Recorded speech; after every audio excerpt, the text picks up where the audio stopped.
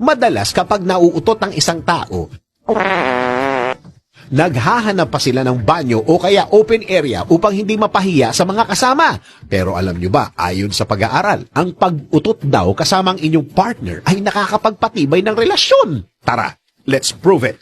Ayon sa hellodoctor.com, kapag ang iyong kapareha ay hindi nahihiyang umutot kasama ka, ay isang magandang senyales na komportable at panatag kayo sa isa't isa. At alam niya na kahit na maglabas pa siya ng mabahong hangin sa kanyang katawan, ay matatanggap mo pa rin siya. Ang gawaing ito ay makakatulong upang mas lalong maging tapat at eksklusibo ang inyong relasyon. Dagdag pa sa University of Exeter sa United Kingdom na ang pag-amoy sa utot ng inyong partner ay may health benefits. Gaya ng matutulungan ka nito na magkaroon ng longer life sapagkat ang amoy ng utot ay may hydrogen sulfide na karaniwang natatagpuan sa amoy ng bulok na itlog. Ipinaliwanag ng mga researchers na ang pag-amoy nito ay mainam na pantaboy sa cancer, stroke at heart attack at mabisa itong panlaban sa demensya. Pero take note na huwag araw-arawin ng pag-utot at pag-amoy ng utot ng partner dahil posible itong humantong sa respiratory at neuron